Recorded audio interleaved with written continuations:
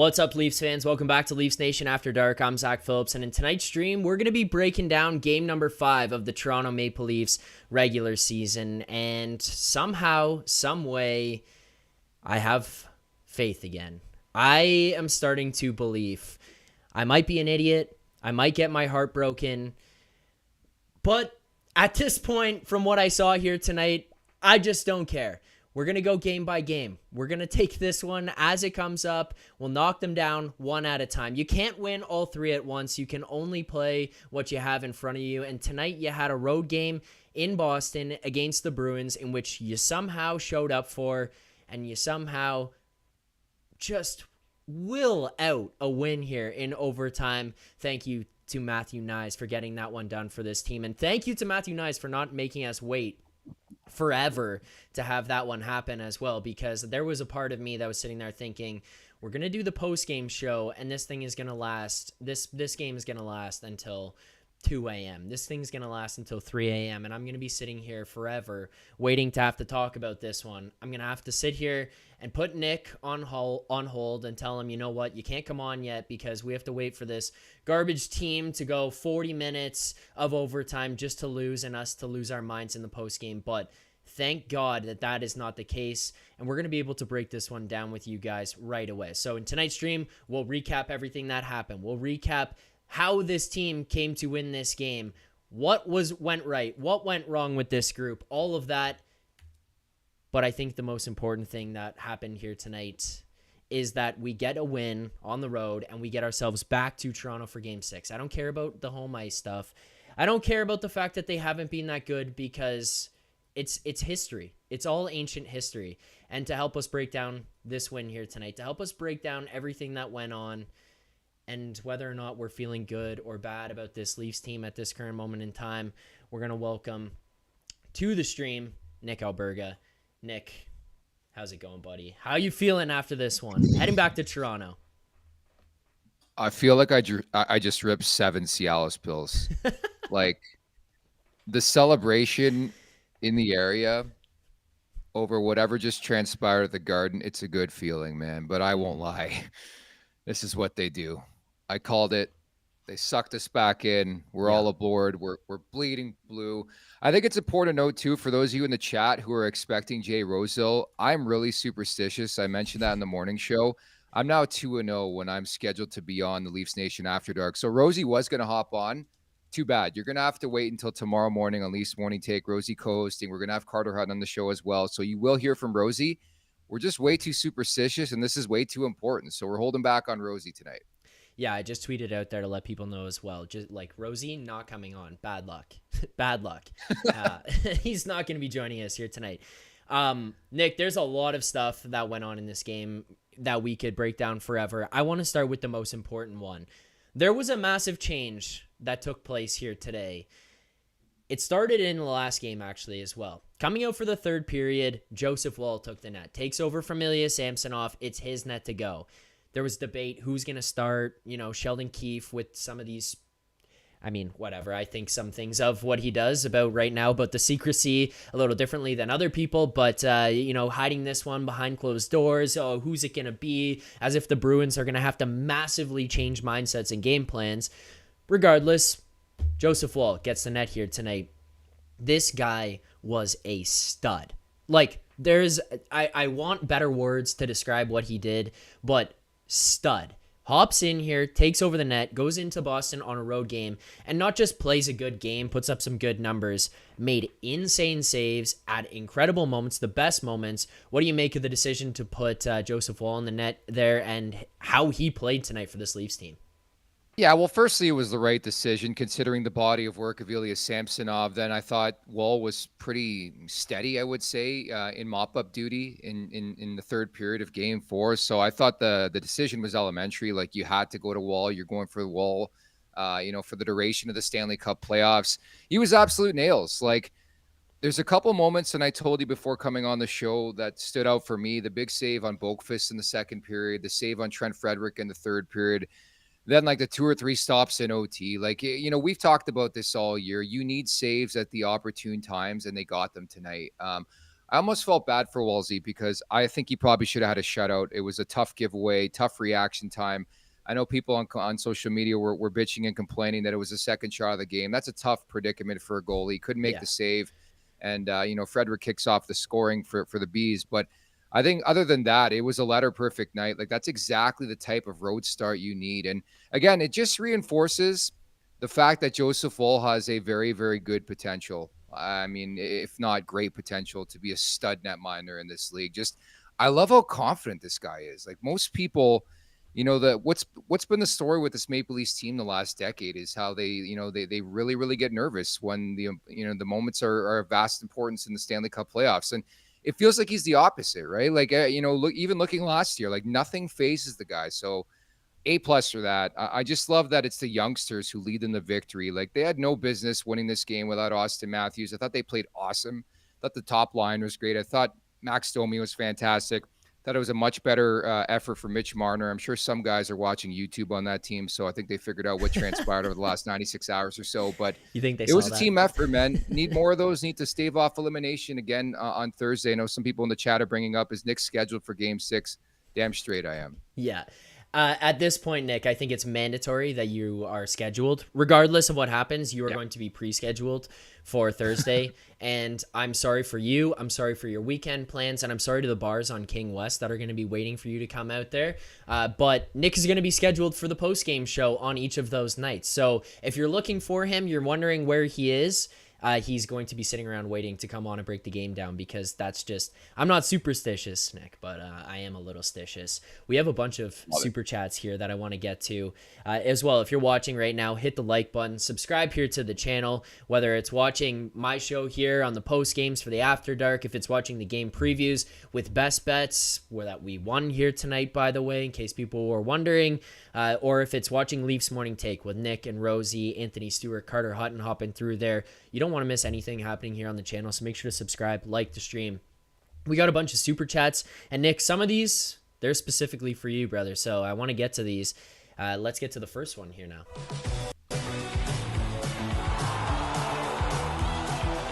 Okay, first super chat. My guy Jetski, Jetski D23, he says, you brought up Domi, the game he had tonight. We're all pretty strongly opinionated, I would say, here on the Leafs Nation Network, at least in the same range or same ballpark about some players and someone who maybe wears a letter on their shirt in particular. Jetski says, Domi needs an A next season on the shirt. LOL. What do you make of Max Domi's, obviously partially joking there, but what do you make of Domi's game so far? The way he showed up here tonight, taking on the 1C role in an elimination game, nonetheless. Yeah, it shows me he's not afraid of the big moment. Like, I made this joke that I've noticed Max Domi more than some players I have in the last decade, which is, yeah, it's alarming, but it shows me that the moment's not too big for Max Domi. Like, I need more Max Domis. I just think, especially when you're missing a guy of the ilk of Austin Matthews coming off a 69-goal season, Zach, you need people to step up. Tonight it was Max Domi, like centering that top line. I thought they were outstanding. They brought the most out of each other, their grind game. I thought Marner was much better. The chemistry they built, Bertuzzi was just taking up oxygen in front of the net. Being an SOB, like that's exactly what you need. You need to get to the inner part of the ice to win in the Stanley Cup playoffs. I felt they did that.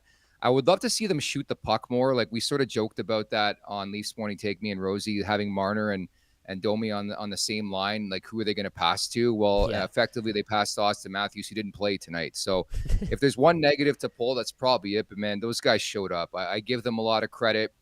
I won't lie. I still feel terribly about that game because you got to win 3 in a row here against the Boston Bruins. But you got to give them their flowers. In typical Leafs fashion, they rose to the occasion after they were absolutely buried, and rightfully so, on Saturday. But Domi, for the most part, I think, for the 5 games, he's been noticeable, and I'll take that every day of the week. Yeah, so will I. I mean, the guy hops in there in a supportive role to Austin Matthews and basically says, whatever you need me to do, I'm going to do it. You need me to go in and battle. You need me to create shit in front of the net, go to scrums, like whatever, I'll get that done. I can do that. Oh, you need me to put the puck on Austin Matthews' stick over and over and over again? I will do that for you. Oh, Austin Matthews is sick. He can't play. I'll center the first line and we'll be an incredibly effective line. As you see them contributing to the first goal there, wins the draw. Back, Marner comes in, winner wing, passes back to McCabe, and then it's exactly how, you, myself, Rosie have discussed this over and over again. What did Tyler Bertuzzi do? Go to the front of the net and be Tyler Bertuzzi. That's all anyone's asking for. Go there and just be a little bit of a scumbag. Get to the front of the net, create some havoc, 3 layers of a screen in front, ends up in the back of the net, and then that line was pretty good for the rest of the night there as well. But pretty good might be an understatement, honestly. Yeah, very good for the rest of the night. I want to ask you this here as well. We'll just keep ripping through some of these super chats because I think it'll cover a lot of the game and maybe some of the upcoming stuff here as well, but we got another one.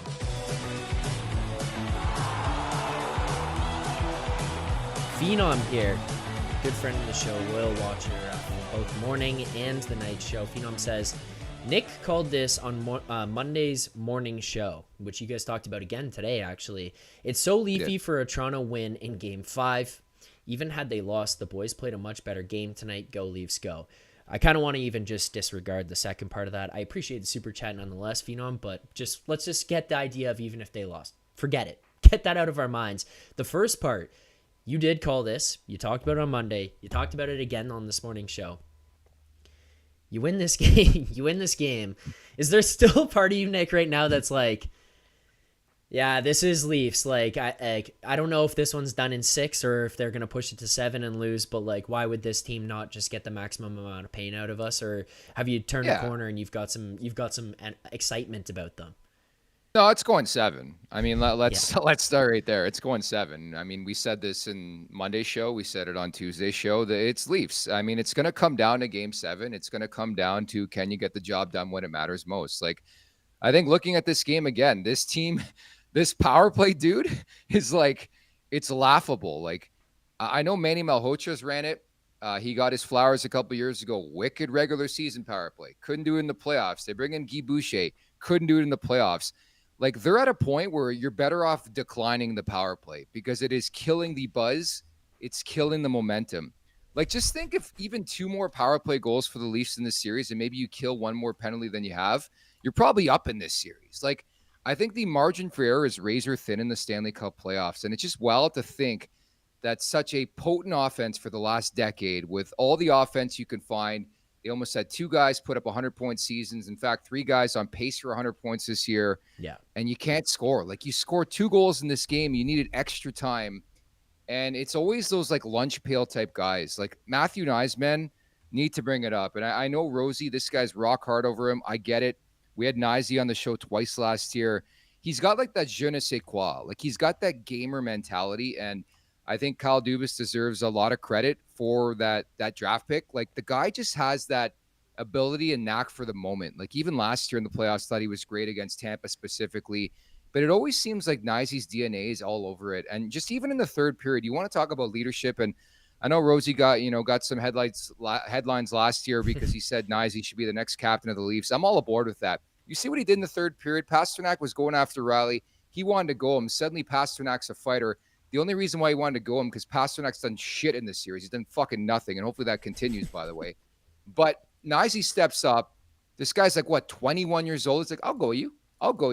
And what did Pastrnak do? He backed down because he knew Matthew Nies was going to bring it, and he knew that was a great trade-off for the Maple Leafs. But that's a guy knowing his role in the team. They need more Matthew Nies on the roster. Yeah, I mean, I'm pulling this up here as well on the side for people to take a look at if they haven't seen it already. Nies going right head-to-head with Pastrnak. Nick, I don't think you can see it. I'm working through some stuff here, man. But yeah, it goes right at him, says, go me. Pastrnak just stands there, looks at him, and he just throws him, says, yeah, like, that's what I thought. As far as this game goes, like, I saw that. I'm watching this guy play, and I watched how he was impactful in that Tampa series last year. I watched how he opened up and was impactful at the start of the Florida series. And I think it's probably pretty out to lunch to suggest that if Nies had played in that series, they just win or it goes significantly differently. I don't think it does. It still comes down to the big boys. It still comes down to some of the goaltending. But at the same time, I mean, a big physical guy like that and how he was rocking last year would have at least made some type of impact. And he had a couple of rough games here in this series. This, to me, look, I mean, I'm going to do it. I'm going to be stupid here, Nick, truly. But this is one of those moments that's like, is this the coming out party? Is this the game where he's like, I'm a big boy too. Like, I'm a playoff guy. I'm not going to get pushed around. I'm not going to get bullied. I'm going to turn around and say fuck you to you, and I'm going to get it done. And like, you score a goal like that in overtime in an elimination game, you go, as much as it doesn't actually matter, you go viral for a moment like this amongst fans. You're going to be a fan favorite. Like, is this not just one of those kind of moments that might be a little galvanizing moment for the team and the rest of that room, in your opinion? Man, I don't know, whatever it is. Like, you can't lose another game. I don't care who gets the job done. It was Matthew Nies tonight. I think you lead by example. The fact that it's a youngster who scores that goal is big. I think it should be brought up too, man. Like, I know I tweeted out and I still stand behind it. Like, John Tavares, for the most part, has been a non-factor in this series, but he made a big-time play. I tip my cap to John Tavares, and we talked about this last week when I came on the show. The DNA of JT's been all over some big-time goals for this franchise the last couple of years. And the big picture, are they big goals? Well, ultimately, they fell short. I get that, but I think he deserves a lot of credit because obviously there's a lot of noise when it comes to the captain. There has been a lot of noise the last 96 hours. So I think JT's getting a tip of the cap tonight. I want to bring up too, there's a bit of contention with me and Rosie right now. He's giving me the gears about like I should have came on, and I said no. Just so you know, I made the call on this because I'm superstitious. So I've now asked Rosie if he wants to come on. Maybe we can poll the chat. So for those of you who are just tuning in, we mentioned off the top of the show, I'm the superstitious one. I talked about this on Leafs Morning Take on Tuesday. I played baseball for 15 years, never touched the chalk once when I played. Just couldn't do it. Very superstitious. And I guessed it on the show after the Game 2 victory? Yes. Rosie's guessed it on 2 shows. They've lost both games. And that's why I was like, we should stick with the superstition, not have Rosie on the show. He'll still say his piece on Leafs Morning Take tomorrow. So maybe we put the poll up. Do people want Rosie to break the superstition? Do you care about superstition? Let's put the poll up and the people will answer. And if they vote unanimously and yes, then we'll put Rosie on the show. That's it. That's it. I don't want Rosie to be pissed off. I think he's on the Perrier tonight anyways. He's not on the Rouge, sadly. Yeah. But I had to tell him, dude, this was my idea because I'm superstitious. I don't want to hurt Rosie, though. If he wants to talk, he wants to talk. Yeah, that's fair. So polls up in the chat there. Go vote on that. It says, should we let Rosie on? There's just 2 options. Yes, no. So far, nearly at 100 votes here. 84% of people saying yes. But this one, I'm not going to lie, real time, climbing towards no. So, sorry, Rosie. We'll see what happens. I'm not the only lunatic then, man. I'm not the only lunatic in Leafs Nation then. No, you're not. One of them also sitting right in front of you. We got 50 likes here on the stream, Nick. So you know what that means. For those of you who have watched before, you know what happens at 50 likes. If you're new to the channel, if you're new to the stream, well, I mean, I guess you're about to find out because we're going to have to do the smelling salts. So you hit the like button. That's what we do. And as I say that, it rapidly climbs up closer to 100. So let's do the smelling salts here, Nick. We'll get to these right now. Oh, this is a new bottle. Oh. All right, there you go. Eyes are going to water from that one. I also see here people, there's another super chat, so I might as well get to that next here.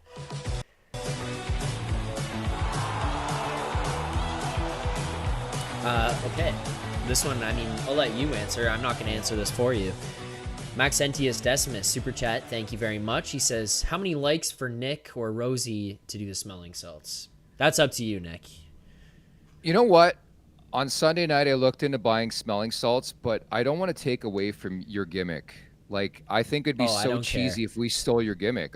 My gimmick is wearing this hat. So for those of you who tune in at Leafs Morning Take, I'm rocking the Muzzy hat that I got from Movember. The great folks over at the Movember group sent me that hat a couple years ago. I'm rocking it because, again, I'm superstitious. So I'm going to wear it until the Leafs, at least the second round. Once they win the next 2 games, then I'll take it off for all you folks. But this poll's not looking good, man. I think the chat is not superstitious. It's like 80-20 right now. What number do we get to in terms of votes before we say Rosie's coming on? Okay, so we are at currently 156. What do you think? There's about 500 people watching. Let's say we get to 250. 250 votes. So we're about 100 away there. 250 votes. And depending on what you guys say, we'll let Rosie or not let Rosie come on. But also, I don't find it stealing the gimmick. I mean, it's a pretty dumb thing I'm doing here with doing smelling salts on cam. And if you guys do it, if you do it with me, then I don't care. Then I'm good with that. But we also are at 100 now. So thanks, everyone. We'll do them again. Oh, okay. One thing that I want to get to here is we've talked about all year, Jekyll and Hyde. That's what this group is. You know, one game they show up and they're world beaters because they're the greatest offensive team in the world, and it doesn't matter how they play defensively or how the goaltending is, but they can go up and down the ice and they'll outscore you, 8-5, 9-5. Like, it doesn't matter. They could score as many goals as they want to, and it doesn't matter how many you score. Then you see them in the next game, and they're the greatest defensive team in the world, and they win 2-1, 3-1, 3-0 because it's lockdown defense. It's limiting opportunities. It's not making stupid plays, stupid decisions. And then you see them, in these games like Saturday night. These are the type of teams and inconsistencies that can really hurt you long-term in the playoffs or really hinder your ability to have any type of long-term success. I'm just kind of curious where your mind is at overall on this team in terms of, like, what is their identity when you see them play a game like this and it's an insanely tight game. I thought they dominated for most of the first period. They played really, really well in the second period. Third period was a little bit tougher to start. They kind of fought off the storm that the Bruins brought there. There were a couple of opportunities that Boston had where they maintained offensive zone time that the Leafs could only ice the puck to get out of. But Joseph Woll's back there. He plays incredible again. And then when it matters the most you bury in overtime. Like, who are these Leafs? What is this team? Is there any way that you could have any type of faith or trust in them going forward into 6, into 7? Like, what do you make of the identity here? I make of it, I feel really good about Joseph Woll. Like, yeah. that should stand for something where it's like, how often do we talk about the Leafs getting goalied? Well, sorry, Boston, you just got goalied. Like, this guy made like 4 or 5 ridiculous saves. And at key moments, like, that's what's been missing in this series. I mentioned I was at game 3, the Frederick goal. Like, there's just some weird ones that have gone in on Samsonov. I didn't think he was terrible in the series, but Joseph Woll, I thought he was steady in the third period in the outing the other night, and then he was awesome tonight. The lone goal that goes in is off a breakdown by Benoit, and he had no time to react. I get that. But that's my saving grace. I think it's going to be the same Jekyll and Hyde team. I think they obviously got their issues defensively that persisted in this game. I thought Benoit was just okay. He's had a rough series. Yeah. I thought Liljegren was just okay. I thought Morgan Rielly was much better. I thought Edmondson showed his leadership in this game. He was way better. Some guys really, really picked up their play, and that's the best part I can grab now. Again, the attention shifts again to Austin Matthews. What's going on there? Like, now they're saying it's not so much illness, it's something else. It sounds like it's a lower body injury, maybe foot related. We'll see on that front. But I mean, I would have to think he is very, very injured to not be able to play in that hockey game right there. But again, like, you need to rise up. We talked about this with Vancouver, without Demko, without DeSmith, they still found a way. Well, the Leafs found a way, and the numbers are impeccable without Matthews. It makes no sense, in the games that Matthews has been unable to play. Makes absolutely no sense, but they bear down. You need these type of victories in the Stanley Cup playoffs, man. So to answer, I'm feeling good. I'm feeling positive. I think the doubt is at least in the minds of the Boston Bruins. Now what they need to do, come out game 6, score that first goal, get a couple saves from Woll, and I think they're in business in this series. As well, I just want to give credit there for that video that I pulled up on screen to Sportsnet. That was their tweet putting that clip out. So credit to Sportsnet for providing that one for us, giving us an opportunity to break down that Nies Pasta interaction a little bit earlier on.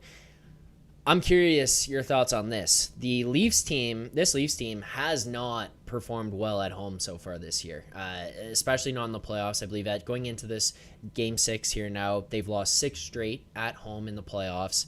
That building takes a lot of heat. They are not necessarily one, have the battle between, do you provide the energy? Does the building provide the energy? You got to give them something to cheer about. And I think both sides are kind of valid arguments. And I think both sides need to give equal contribution to allow the other one to start to excel. But Any concern? Let's just take Jekyll and Hyde away. Any concern about this actual building itself in Game 6, or do you have faith in Leafs fans?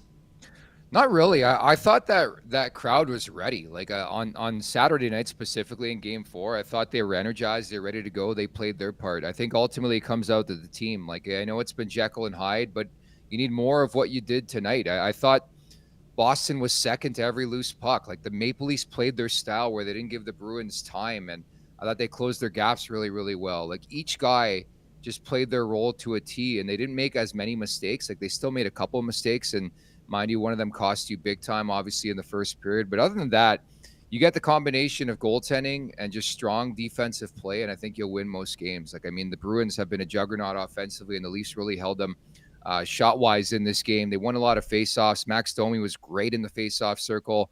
The power play still continues to be a prevailing story. It just, you can't go into Game 6. Like, you have to score at least one power play goal here in the next 2 games, at least, to have a chance to win this series. So, baby steps. I want to feel positive about this team. In fact, I do. Big goal for Matthew Nies. Joseph Woll stands up. I thought some guys really elevated. That's a huge game for Max Domi. I want to re-sign that guy so bad. Like to miss Austin Matthews and to elevate the way he did, centering the top line, getting that matchup. I think full value to Max Domi there. But there's reason for optimism. There really, really is. Because for as much as Swayman could potentially be in the minds of the Maple Leafs, Joseph Woll, he's right there. I mean, just look at the numbers, what he's done in the Stanley Cup playoffs, right? Yeah, I mean, I want to touch a little bit on that power play. It goes 0 for 3 here tonight. Like, you go into this one 1 for 14. You're now 1 for 17 on the power play. I don't care who you are, how good you are at 5-on-5. Like, I keep looking at these games, and, you know, the Game 3, you score one of those 5 power plays, it's a different game. It's not even necessarily, oh, the game finished 4-2. That's one goal. It goes 4-3. No, like that could be a 3-2 advantage for the Leafs. Now they can hold off Boston. That could be you're down 3-2 and you've scored to tie it. Like there's so many of these little things that you can just look at and just pinpoint of like, well, maybe you just shouldn't go 0 for fucking 5 on a single night. Maybe you shouldn't be 1 for 17 on the series in power plays. Like that's pretty unacceptable regardless of how you play. Elsewhere in other areas of special teams, that's something that's got to be fixed. It's just that stuff is still going to stick with me and be a little bit concerning because it's just I don't know. Like Nick, you're watching all these other games too. Do you see the Oilers or the Avalanche? Zach, call it a Stars? spade a spade. They're not good enough to win, okay? I know you're working I was around trying this. to get around to saying it. You compare this Leafs PK and what this team does in the playoffs to other teams, they're not good enough. I'm sorry to say it right now. Florida would kill them in a playoff series, okay? I am as optimistic as can be. I want them to win this series. I feel good. Joseph Woll, there's building points here, but let's call a spade here, okay? It's an incomplete team. The back end isn't great. They're going to have to do some major retooling in the offseason. And that's all you can say because, unfortunately, the PK was crap in the regular season. This isn't just a Stanley Cup playoff thing. It wasn't good in the regular season. That has continued and translated into the postseason. And it is what it is. But, again, you just hope that Joseph Woll can mask some of this and they can clean up their defensive issues. But, again, that Matthews guys could help too. It's just like one of those things you live with now at this point, you know? I pussyfooted around that one so hard. I was trying so hard not to say it and piss off the chat. I was just like, oh, what's the best way to talk People about know me by now. It's like yeah. I'm as real as you'll find, folks. I mean, I bleeded the blue. I'm wearing the t-shirt, wearing the hat. I'm optimistic. Loved Wolsey tonight.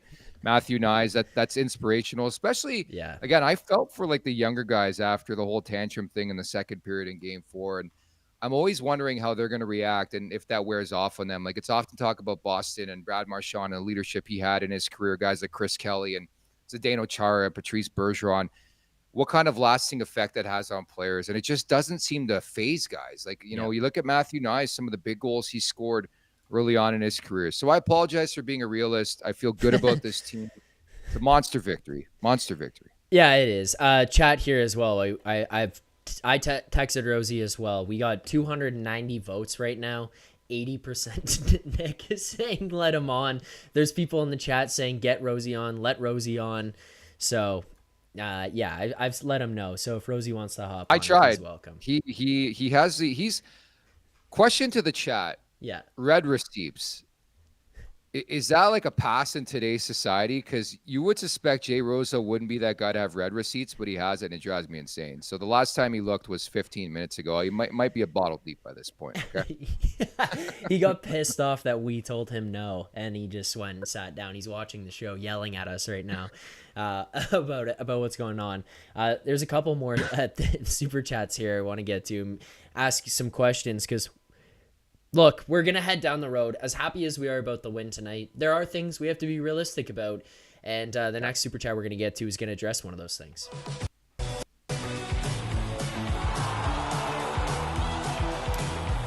William Heidler.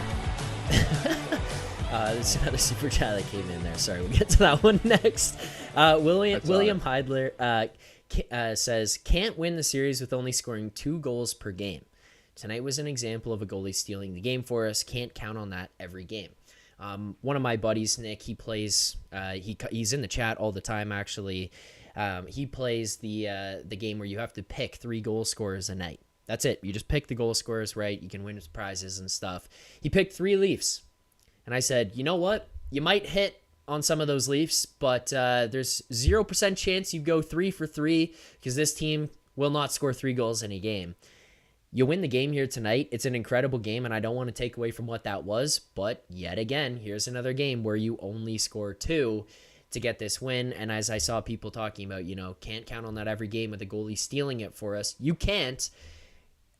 Is this just going to break through at some point, or is this team just incapable of scoring several goals in a playoff game? Yeah, it's like how many 2-1 games can they win? But it's funny, it was actually plus money for the Leafs to score more than 2 goals in this game. So just continue hammering that under. Like, it's wild to me. You have this much star power, you can't score. And some of it's on Swayman, but it's also like how many different goalies have done this to the Maple Leafs. I lost track of the question. What was it again? Well, just are you worried about the inability? Hell yeah, I'm worried. worried. It's going to break through. Okay. It's been 12 games. You can rest assured I won't be going to bed till 5 a.m. thinking about nobody can score in this damn team. It's crazy to me, man. Like, even the way they scored tonight, shoot the puck. How many times in that game? Again, Mitch Marner, way better game. We all know the clip. There wasn't anybody within 5 feet of him. If they were looking to contract coronavirus, it wasn't going to happen there, okay? There was nobody within 5 feet of Mitch Marner. And he went to the traffic area, and he was looking for Austin Matthews, who wasn't even in the building. Okay, so simplify the game. That's how you win hockey games in the Stanley Cup playoffs. I can't say it and be any more clear, dude.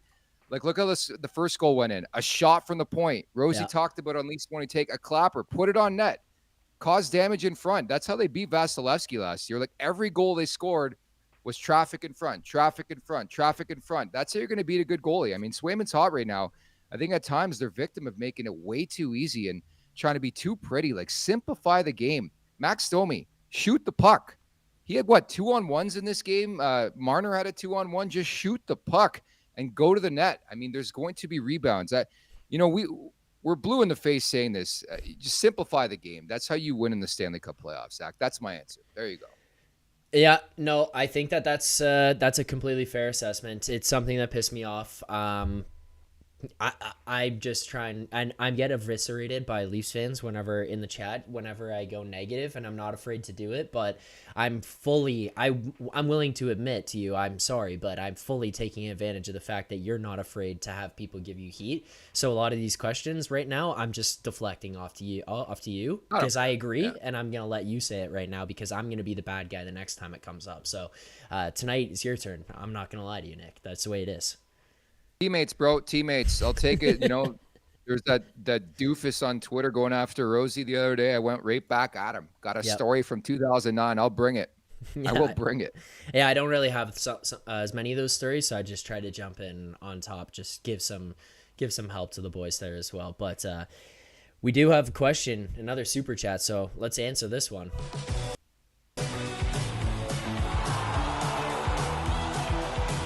Dan Freeman. Dan, good question. Where the fuck is Jay Rosehill? This game was decent. I felt the win all night. They were consistent and competitive. Of course, so be the moments, but where the F has this team been? Hey, Nick, Wall, heater, shutty. Yeah. I don't know where Jay is. Sorry, that's the first part. I don't know. We told him to come on. He's got the link. I gotta do some damage control tomorrow, I think, because I don't think Rosie was too pleased. But I explained to him this was my personal decision. I wanted to deprive you people of Rosie and wait till tomorrow, at least one take to get his thoughts on this crucial, massive Game 5 victory. And I'm also, again, very superstitious. I was on this show after they won Game 2, so I like to stick with it. But we did put it up to the chat. We have alerted Rosie. He hasn't responded. So if Rosie responds, he will come on and we'll throw Superstition out the door. Okay. Yeah, that's fine. That's fine. But you are scheduled for Thursday, just so you know. You're scheduled for Thursday. We did get 150 likes. We'll go with the smelling salts again. I mean, you keep pumping those numbers up, as then we'll keep doing this stuff. So thank you. There you go. Oh my. All right, I'm going to wrap these next two together for you, Nick. I don't want to keep you for too much longer, but these two I think are good for this next answer, especially because we haven't really talked about them too much here tonight. So let's get to the next Super Chats. Okay, so first one, it was a little while ago, but it makes sense for the next one here as well. CO sang them. Volva... I don't know. I would assume you caught what happened on the stream on Saturday night. I did. Yeah, okay. Volva Marner actually tried tonight. So that's the first one. Second one, which is more where I'm going to go with this. Michael with the Super Chat as well. Nick, no matter what's the result of the series. Michael, I'm on the show too. What the hell? I can't answer the question. Nick, no matter what's the result of the series, do you agree they need to have a big change? Mitch and coach will go. It's a no-brainer. How about the 85% of the 60 of the management team who are all Dubas's friends? I mean, I guess no matter what the results of the series, do you agree that they need to have a big change, Mitch and coach? And the reason I'm asking these two together is because I think aside from that glaringly obvious shoot the damn puck Marner moment, he had a pretty good game here tonight. That first line looked pretty good together. Now, let's not get insane here, Sheldon, and think that that's what's got to stay in the next game. I don't think so. But what did you make of Marner's game? And is it lights out, like that's it, he's gone no matter what happens at the end of this series?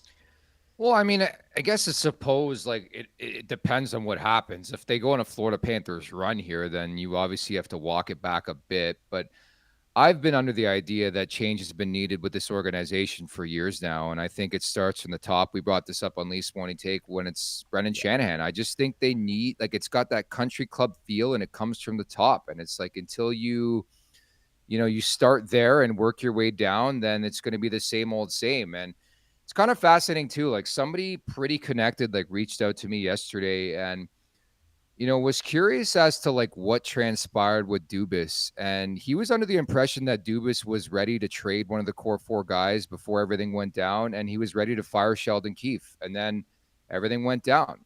So I think it maybe pushes back to the notion that he was going to ride or die with the core four and ride or die with Sheldon Keefe. Now, to answer that question, I know we put out a short earlier today about Mitch Marner. Could this be his last game? Evidently, it wasn't. I thought he was really, really good.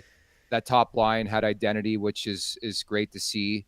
And he was much better. I mean, there's still room to grow and play better.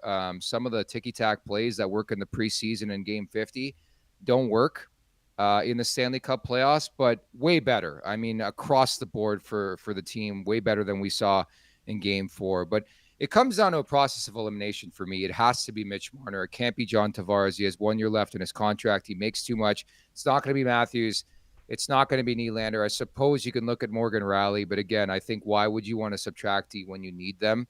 So ultimately it falls to Mitch Marner. I think you have to have that conversation where you ask him to give you a couple teams and you go from there. I just think it is time for a seismic Kawhi Leonard type change for this organization. And it's tough to compare it to basketball. Rosie hates when I do that because the NBA's got smaller rosters, but you need a culture change. That's what I'm getting at here. Yeah, it's not as much here about, this big impact player comes in like Kawhi for DeMar DeRozan. It's the change of identity, the change of attitude, the change of mindset. I would agree with you. And Nick, you know what? I'll dig into it myself. I agree with you. They're not passing Florida anyways, even if they win this series. So it's either he goes at the end of this series or he goes at the end of round 2. Your call. I don't think that there's a Stanley Cup here. I don't think that there's a conference finals. That's just my realistic opinion about this team and where things are at right now.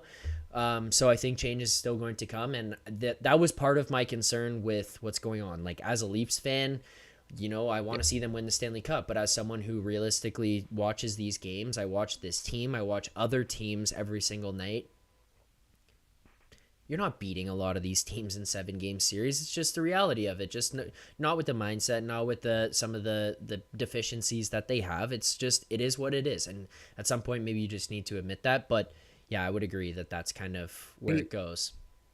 They just have nothing in the bottom 6. Like, yeah, I don't know. I look at deep teams and I look at teams that are legitimate cup contenders, and I'm like, they're not even in the same world. And I think, again, management showed their hand at the trade deadline when it was like Edmondson and Dewar and Cade Weber. Like, you're not legitimately looking to win a Stanley Cup. You're looking to be harder to play against, which they've achieved. I think that the Leafs deserve a lot of credit. They're not getting pushed around in this series, which is great to see. I love the additions. It's a different feel, but they're just nowhere close to being deep enough. When you look at that blue line specifically, it's Morgan Rielly. Jake McCabe was awesome in this game. yeah, Like, guys know their roles and they're doing their best. They just don't have the depth as even look at Boston. I mean, they have Carlo, they have McAvoy, they have Lindholm. Like, those are 3 guys that easily are number 2s. In McAvoy's case, he's a top defenseman in the league. Morgan Rielly is a guy who's a number 1, probably better suited to be a number 2. Like, they have to make substantial upgrades in the blue line. We all know this. Again, let's feel jacked about this, folks. We should. I want to feel positive. This is a monster win. I think it's big for the development of Matthew Nies. Continues to just defy odds in the playoffs and score big goals and play big games. I thought he was showing major league passion in this game. I love to see that from youngsters, where it's like you're cold-blooded and you're going to score some big-time goals in a tough barn to score goals. So you love to see it, winning a game in OT on the road. So definitely a positive. But yeah, the bottom 6, Robertson's doing nothing, man. Like, I hate to be that guy. People in the chat love him. People in Leafs Nation love him. He's just, for what he is, a hired gun. He can't play defense. He's not scoring goals. He's not getting any offensive chances. Holmberg's been a placeholder, I mean, for I don't know who. It's just that conversation where you look depth-wise. It's just a tough matchup. I thought the 4th line wasn't good in this game, but they found a way. They found a way. That is the moral of the story, and now you just keep building upon that shift after shift, and then bring it into game 6, and then maybe there's some revelation with Austin Matthews. That's all you can hope for. The next super chat here, and then I'll let you go, Nick. I appreciate you taking the time to do this, and obviously if you want more of Nick, you can catch him on Leafs Morning Take every Monday through Friday right here on the same channel. We make it that easy, you guys. You're looking for more content, you just click one button, you get 2 live shows, you get multiple 3 sometimes for doing the game previews, the live previews, pre-game shows, my previews, all that, videos, content, interviews. It's all here right on this channel, so it's that easy. Hit that like button, subscribe to the channel, turn on notifications. Like, it's that simple. One more super chat here, Nick.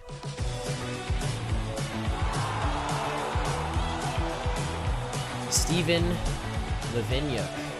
Hopefully I said that one right. Thank you for the super chat, Steven. Steven says, was the effort put in tonight because of individuals worried about heads rolling, and who lit the fire? Someone or something has been said, obviously. I'm curious if it was a player or media. Nick, you've been in the media. You've been in the media much longer than me. I feel like it's probably pretty safe to say it's not the media lighting the fire in that locker room, specifically here in Toronto. Do you think that this came from someone saying something in that room, saying, wake the fuck up, what are we doing, what the hell was that? Or do you think that this is just the natural course of this team and the roller coaster that they put us on every single year through regular season and the playoffs? 5-letter word. It's pride. It's pride. That's all it is. Like, how could you not be embarrassed if you're a player in that room, anybody involved in that organization, whatever that was, that puke fest on home ice on Saturday night? Like, I'm still livid about that. Like, it was very similar to game 3 last year against Florida, where you played pretty well in the first couple games, but Broski was a story. You're down 2 Cobb and you complete no show, and they do it again. It's like, how many times are you going to do this? In fact, it makes me more infuriated sometimes to see them bounce back with an effort like this, man, because they have it in them. Yeah. But I think ultimately it came down to pride. Some guys elevated the top line. Like Marner played well. I know he's been getting a lot of heat. I thought he played much better. I thought Domi was much better. I thought Bertuzzi was much better. Riley was much better. Edmondson and the goaltending. I mean, it was the picture perfect start on the road. They took it to Boston. They scored the first goal of the game. Like all the boxes were ticked. I mean, aside from the Benoit giveaway there in the first period, they played a masterful road game. It was very similar to what they did earlier on in the series. So they got to find a way to bottle that up, take that on the plane, give an IV to Austin Matthews, and come out on Thursday and bring that effort right back at Scotiabank Arena. And that crowd's going to be jacked. Rest assured, they're going to be jacked. When a legend like Joe Bowen steps up and calls you out, you're going to be ready to go. The Leafs gave them a reason not to cheer on Saturday. And I think they were fair to boo that team because they were fucking dog shit. Yeah, I would agree. All right, I'm sorry. I'm going to ask you one more because this one is specifically No worries. directed Keep at going, you. man. I love it. And I think that this one also won't take that long, and we'll see what happens here if another guest decides to join the show. We saw. All right, another super chat here.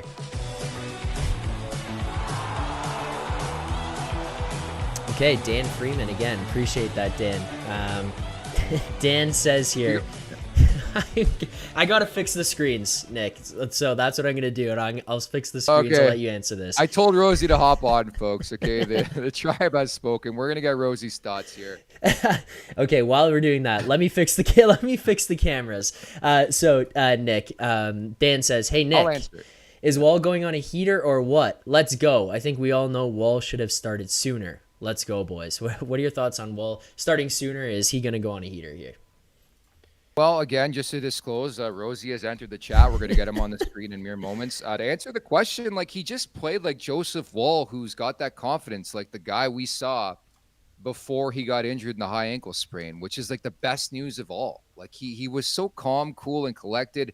I know the comparables have been there to Carey Price. I just thought he was so dialed in. The first goal didn't phase him. I know it was a tough giveaway. He bounced right back. I mentioned it, made a big save on Boqvist in the second period, made a big stop on Frederick in the third, monster stops in OT, and like the team rewarded him. Don't forget that. Like John Tavares makes a big play to bring it to the net, and then Nies to shovel it at home. And then obviously I think you got Rosie massively erect, and rightfully so. Like just a big time goal. The boys are fired up here. I'm sure Rosie's fired up, but I believe in Joseph Woll. Like why can't he be the Bobrovsky last year who got in the minds of the Florida Panthers, Zach, in the first round? That's my question, because all the conversation in this series has been about Boston's net mining. It's time to talk about Toronto's, and Joseph Woll taking over this series.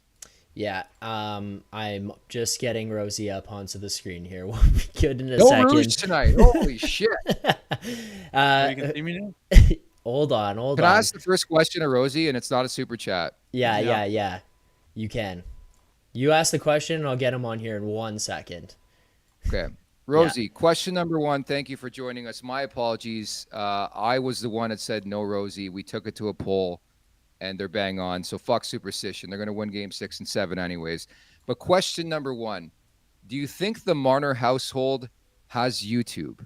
And if the answer is yes, do you think they may have got an inkling of some video that went viral from over the weekend? Can they hear me? Yeah, You should be good. Oh, good. No, I don't know, man. I mean, I don't know who started that thing. It's not like it was one in particular guy. Their first shift of the game as a team, I think it was Nylander's line anyway, wasn't great. Like big opportunity for the Bruins against, and I was like, good Lord. And then after that was total domination. And this first period was started by Marner's line. As much as anybody, Domi, Bertuzzi's right in the mix. Marner was noticeable, right? And it was every line. Like, I don't know what you guys have talked about so far, but like, what have we been begging for? Like, just give us everything. Be as passionate as the people that follow you, and act like you give a shit about that jersey and that sweater and that crest. And then look at Matthew Nies tonight. Like, here's a college kid. He's a rookie. He might like still think he has to kind of tiptoe around the Bruins and, maybe this isn't my place or any of that shit. He's no chance, man. He's in Pasternak's face saying, what are you chirping off to our stud D-men? Fight me. Fight me. And Pastrnak must have been like, yeah, right. And he's like, that's what I fucking thought. That's what I thought. Like, that is the shit out there that the big bad Bruins are known for doing. And that's what we've asked this group to do. And that's what we thought they could do if they did what Brad Treliving did with the changes and if it went the way everyone wanted. And it's like, there it is. There it is. Woll's, our goalie's standing on his head. We should have won that game 5-1. We still have no puck luck. I don't know if there is some kind of crazy curse. It's probably something you could talk about. But, like, it's crazy how many opportunities where it's like, is that going to go in? What did they hit? One post at the kind of near the end? Other than that, they didn't have a whole lot. We were just peppering them, and so many turn down opportunities too. Like, how many 2-on-1s did Domi actually fuck up? Mitch Marner, like, no one wanted to pull the trigger to be the hero. Mitch Marner could have walked down Broadway, and I mean, his shot. You think he can't? You think he's only a disher? Fucking be the hero, Mitch. Instead, he pulls up. I was just kidding about Marner again. Back into traffic and then dishes some sauce. I was like, no, Mitch, like, go be the hero. But Bertuzzi did it, and other guys did it too. And not to rag or anything, everyone was much more noticeable. It's like, yeah, we didn't even ask about Marner. Well, who stepped up tonight? Yeah. Woll stepped up. Nies stepped up. Domi stepped up. McCabe stepped up. These are all late additions that are supposed to be the grit sandpaper playoff pieces. Okay, awesome to see.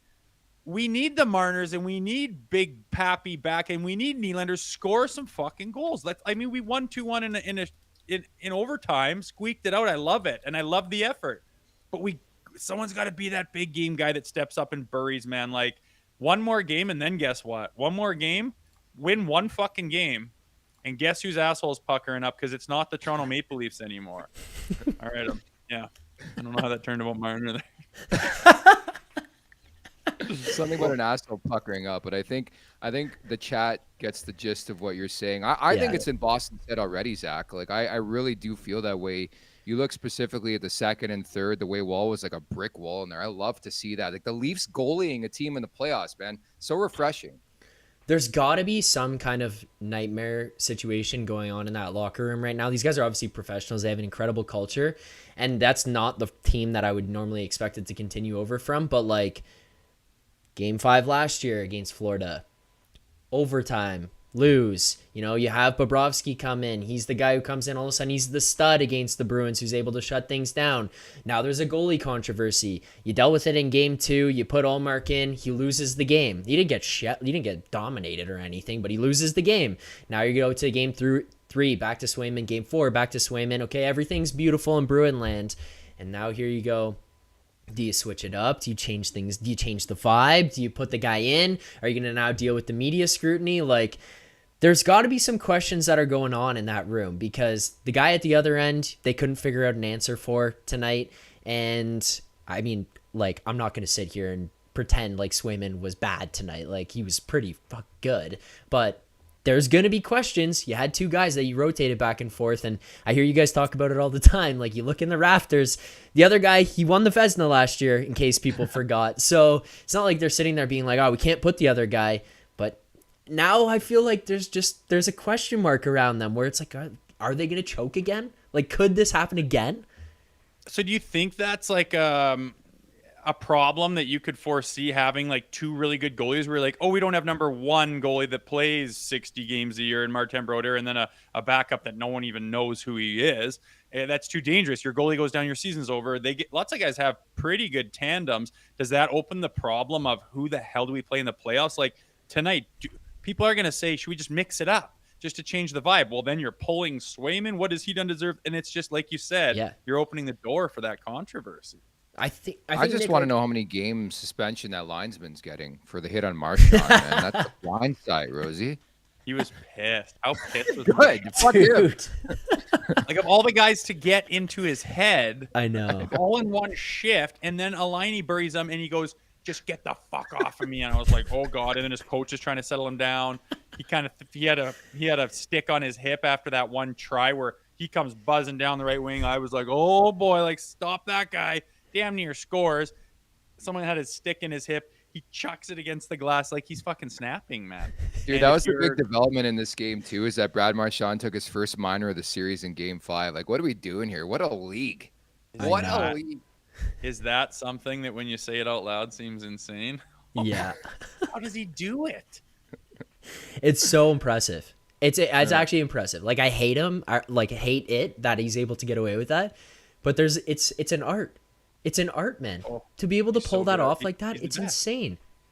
He's the best at it, and unfortunately, Holmer got to him. Yeah, Holmberg's playing in this series. You guys see that? Yeah, it's nice to see. Yeah. Like, it's too bad they're behind, because everyone who's going to be that doesn't like the Leafs is going to go, oh my God, listen to him plan the parade right now. I'm so sickened by them. They were tearing the team down all week, and now they're planning the parade, right? And unfortunately, that's what they give us a lot. That's what they give us. All we do is react off what we see. So it's not exactly like wrong or unfair, but the way they haven't been able to play well this series is why they're in this position, right? And they have a history of doing this, giving glimmers of hope and playing the right way that everyone expects, and then maybe even doing it again. And then when have they been able to like close a game 7 or, you know what I mean? Like, so I'm tempering it. I'm saying hell of a job tonight. Unbelievable effort. That's what we've been saying, and it came from lots of different guys. And to my point about those other guys is it could be better. Like, Marner's efforts could have all the chances they created could pay off. Mm-hmm. Willie could bury the, like, you could seriously fucking shell good teams playing like that and getting any just normal type of luck. Mm-hmm. That's how good they played tonight, I believe. With the goaltending, with the like McCabe step, like everything. Imagine those big boys are the big boys. Not to say they're not, even though the numbers don't really lie. One of the best players in the world should have like 7 points right now after, 8 points is not unreasonable. And it's just not there. So imagine we do get that 2, and it just needs to happen. And if you keep playing like that, those guys will feel the relief of everyone else helping and holding on and in holding the ship together, and they can kind of maybe be freed up to actually play their fucking game. Because I imagine in this market, with the scrutiny that comes from us and everyone else, those guys are squeezing their stick a little bit extra in the playoffs. Obviously, how else do you explain the drought of offense from a team like this year after year? Yeah. I see in the chat here, the hip saying Zach won the lottery to work with these two. Correct. I did. I did.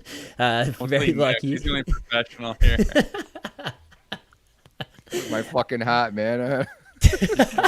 Act like the most professional. Whoa, go team, bleed blue. Yeah. It's just me pinned next to Rosie. Folks, buy him hot off the presses right fucking now. Yeah. I got a super chat here for Rosie. Nick, I don't know if you see this one come in. I'm gonna ask this one.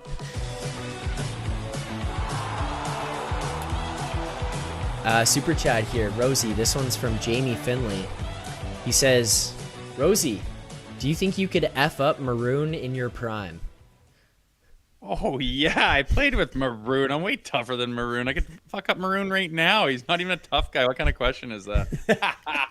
I haven't swung him in a while, but I mean, he's not a heavy. He's just become like kind of a tougher guy because he is in a league now that doesn't really have that much tough guys. Is he a bruiser and a workhorse, and is he willing to scrap him and all that stuff? Absolutely. I played with Patty Maroon. I know him like fairly well.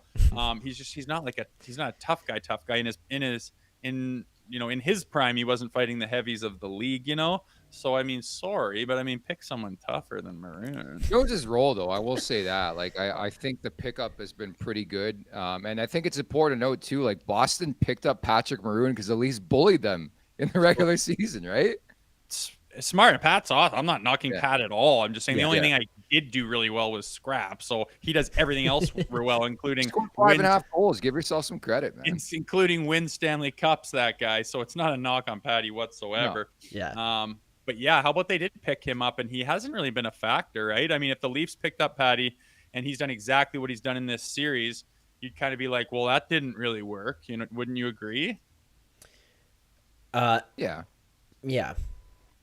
There's another super chat. Am I out to lunch? Has he been pretty effective? I feel like he's not really gotten under the Leafs skin or done what he's supposed to.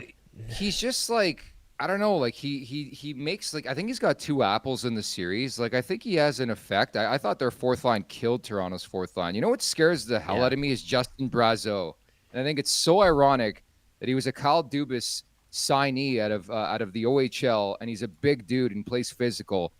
He was great against them in the regular season. I thought he hammered them tonight. He almost scored a couple goals, and just hope that revenge goal is not coming in this series. But I thought the fourth line threw Toronto around a bit. I wasn't crazy about the Dewar line in this game. I don't think they should have split them up to begin with, but I think it's if the fourth line's scoring goals and providing offense, I think you're in trouble, but they weathered the storm. I mean, Frederick scores the only goal for Boston in this game. So I think we're feeling pretty good about this. I want to ask too. I was reading the chat, and it's been all over Rosie and Zach. This whole Jeremy Swayman conversation. Like, why are we talking about Jeremy Swayman from 8 years ago when I'm watching Joseph Woll win playoff games? Like, I care less what Jeremy Swayman has done. I don't know if you feel the same, Rosie. Like what he's done this series. Well, kind it's like of thing? no. Apparently, he's pissed. Like the Leafs didn't draft him. I didn't read the fucking thing or watch it. I don't saw care. that. I saw that. They picked the other World Junior goalie 1 pick before. If they didn't pick him, the Bruins would have. And then the next pick, Swayman gets picked. And the goalie we picked, I can't remember his name. He was like a World Ian Junior Scott. goalie. He ran into Ian Scott, super tough injury problems and isn't really a factor. His career didn't pan out. Sad. But yeah, you don't know it at the time. And I saw a lot of comments saying, dude, like, but it's just one of those stories. I mean, think of the goalies we've had that we've interacted and exchanged with Boston. Now, like, I didn't know that story. And it's like, oh, weird. It worked out for Boston, not for the Leafs, who haven't had a goaltender since, I mean, aside from maybe Freddie Anderson would be the best one. And now Joseph Woll is quite the hope. I don't want to build him up and ruin him, which the city does to people, because there's so much hope and expectations and everything riding on the goalie's shoulders for the Leafs. But he just looks so solid tonight. And I agree. Why are we talking about Swayman? Yep. Joseph Woll is, it was the right move to make, obviously. He didn't come out and steal the show. Like, it's not a mistake to go to Samsonov. Everyone believed that's how we should do it for the first couple games for sure. I wanted Woll to come out and steal it on the last few weeks of the season. It just, no one was doing that. So, I think they went with Sammy, and, he had a few soft ones here and there. He didn't really steal any games for us, but Woll, you could say, absolutely did everything you could ask from a guy tonight. Rocking chair. Love it. The other thing I would say too is like, Dan Freeman, credit to him. He had asked that there in the chat with the super chat as well. So credit to Dan. But like, the other thing is, it's not like they picked like a ridiculous pick at that time. It wasn't, Ian Scott wasn't some reach. I'm pretty sure he won CHL goalie of the year. And it was not insane. He just dealt with injuries. He had to retire. It is what it is. And you want to go down the history of draft picks and how things didn't pan out. Like, why don't we just flip around and look at the Bruins draft where they went 3 straight, and I think it was Zaboral, Shenishin, and DeBrusk. And you know who the following 3 picks were? Were you gonna say something there? I was there for the draft, and I'm the biggest. Like, Barzal went 15. Barzal, Thomas Chabot, and there was another one right after that. Kyle Connor. Those are the 3 immediately after. Like, it happens, man.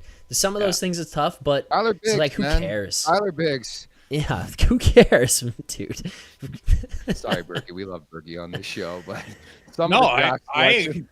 I hear what you're saying, Zach, and it's one of the dumber things you can do is go back to the draft and say, "Ha, told you so." Like, we're talking about 18-year-old kids here. Yeah, but it is kind of obvious that, I mean, we have not cleaned house in the draft in the last 20 years.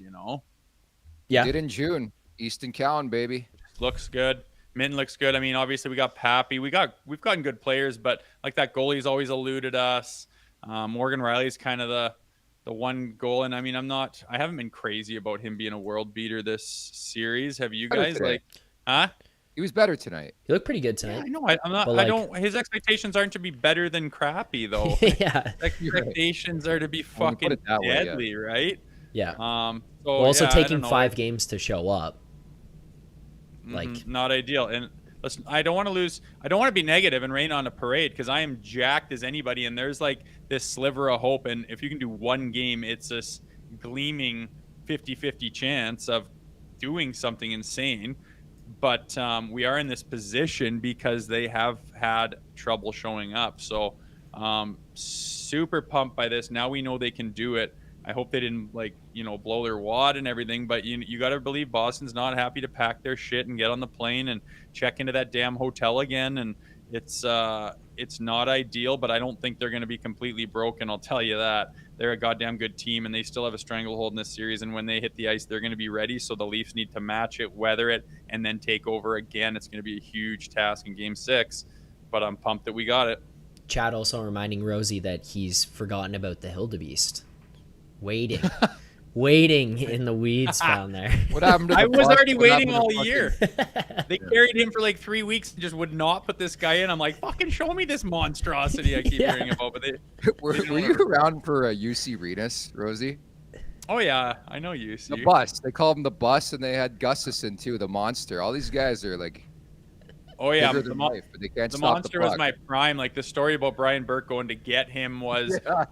Everybody wanted the monster. He was the best goalie outside of the NHL and played in Sweden, and everyone wanted him, and he wasn't sure. And the monster is such a nice guy. He's telling me the story. He's like, Berkey asked if he could come visit. I said, it's a very long travel, and I can't really do a Swedish accent. And he's like, Berkey took a plane in, then took a train this long ways, then took this cab, and then had to walk a little while. And he goes, when he got there, he was in his suit, and his dress shirt is soaking wet, and his jacket's over his shoulder, and he's a fucking mess.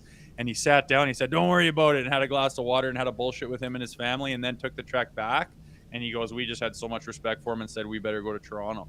Like, pretty cool story. But yeah, he had some trouble with injuries and shit too. But yeah, there's been a lot of goalies come and go with a lot of high expectations, man. And no, not a lot of them have done even what Woll's done at this point. And he's played like how many playoff games, man? It's hard not to get jacked about Woll, though. Like, again, we were down on him to finish the regular season, but that's a tough injury to come back from. But again, watching tonight, like, there's some goalies who can do it. Like you talk about like Freddie and guys like Samsonov. It gets to the playoffs, like there's nerves. Like nothing phases this kid. Like even when he has a shit game, he comes right back out there, goes in the media, he's playing the piano. Like he's just like he's like. Dude, he's the perfect demeanor. Like, this is what I want. I've wanted in a Maple Leafs goaltender. The big concern for me is health. Like, these goalies go down. Like, I tell Hutz this all the time, Carter Hutton. I'm like, we need a goaltending summit. These guys drop like flies. Like, remember that game a couple weeks ago? Like, Keefe didn't want to look at Sammy because he knew, like, Samsonov was maybe motioning to try to get out of that game. Happened in the Edmonton game, too. Like, so you just never know with these goalies. But I will say, like, this is not a take. This is the best I've felt about a Leafs prospect goaltender since I was a virgin. So Justin Pogge. Last year. Since I was like 20 or 19. Like, it's been a long-ass time, man. I'm giving you way too much credit with that Justin Pogge. I burned myself. No, we're feeling good. That's the moral of the story. Like, we feel like and you see some of the remarks, and Zach, you haven't gone over it yet. Some of the post-game remarks, like guys are like blatantly throwing shade at Samsonov. They're not going to admit it, but they're like, "Yeah, we feel really comfortable in front of Woll." Like, how do you interpret that, Zach? That's one thing I've talked about with last year as well when he came into the playoffs was like you see them, and we saw it earlier in this season too. They kept coming out in the press conferences and everything and be like, "Oh, we believe in him," but like. Sometimes you can just see through it, and you could see a little bit of like that uncomfortableness where it was like, we're saying this because we're not going to dog the guy. Keefe's coming out and saying we believe in him, we know he can do it. And then it was kind of like, you could tell by the way that they play on the ice, though, everything is grip your stick a little too tight. You're worried about how things are going to go in your own zone. You lose assignments, you lose tasks, you start not trusting people, and then it can just get haywire. And then next thing you know, you're getting some shitty goal in the back of your net because he's swimming around everywhere. In front of Woll, like, it feels impossible to not be calm in front of the guy who just doesn't give a fuck. Like, lets in a bad goal, same face. Makes an incredible save, same face. Like, late game, Trent Frederick wide open in front of the net, goes to tuck it around him, insane save, nothing. like nothing, deadpan. The guy doesn't even realize what's going on. And it's like, if you're on the bench, you're getting fired up for that guy because he's making that save. And then the shitty goal goes in and you look down there and he's dialed in. Like he's got the LeBron, Miami Heat eyes looking down. Like he's ready to go. He's ready to kill someone. And in like this intense fiery passion where he's just ready to go. Like he's locked in on the game and it's not bothering him. That's got to feel a lot better than, I mean, no disrespect to guys who show emotion on their sleeve. You like that, but you look at Sammy and you could tell after he lets in a bad goal that thing's eating at him. And now it's like creeping into the guys on the bench. You could see them just play a little bit differently. If you've got a guy in there who's going to make you feel comfortable, fuck man, put him in the net every game. Like that's kind of, if that team feels good, they feel good about him going in. Oh boys, I'm going to be, I would go Murray for game 6. Murray for game 6. Just rotate through. Rosie Good said time. when he came on after game 1, he's like, oh, we're talking about Matt Murray. What are we doing here? Oh, God. we got close. I fucking logged in and heard like, maybe you think about a Matt Murray, and I was just like, which isn't what you were saying, but I was like, where have we gone, boys? And I was Mr. Positive, thought it could have gone either way.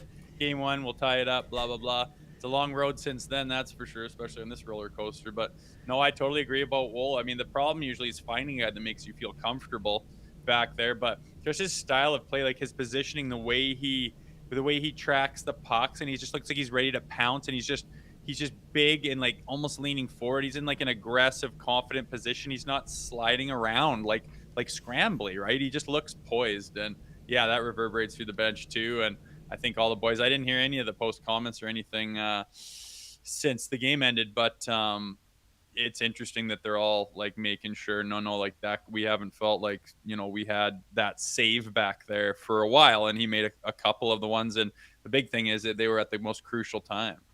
I have to mention as well, a couple people in the chat, surprisingly, did not like my virginity comments, so I apologize for that. I was actually 21 when I lost my virginity. So Were you actually? Yeah. You were a late bloomer, I heard, right? I was. That happens. People didn't like that. They didn't like the comments. Sorry for the analogy. It's We're after just gonna dark, walk guys. It back. We're going to walk it back, okay? It's Yeah, after like dark. 11:30 at night in Toronto. You think kids or is it adults get offended by the word virgin now? Come on, guys. Yeah, can't talk about sex, man. Not on this We're not- show. You'll be all right. It's the theme No of the week. Volva No, like when Huts was on the show, and actually she commented here, Tammy Marin said something about the Benoit Reeves combination hit had her basement flooded. And I read a super chat What a for beat. Huts, and Huts was like, "Oh, like, I guess this is after dark." Like, yeah. There's nothing I like better than a girl who can just kind of be raunchy and just talk shit. It's just so awesome, and the total opposite of being offended by everything. That cool chicks are fun. Before we go here, I want to try to wrap this one up soon. You guys got to do the morning show here as well, so we're not going to try to take everything from you. But Nick, you and I talked a little bit about Matthew Nies, the young guys, their impact on the game.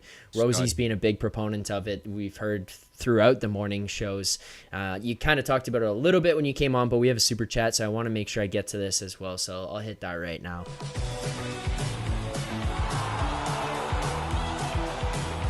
Stephen Oliver here. Rosie says, Holmberg and Nies are a little more ratty than I thought, and I love it.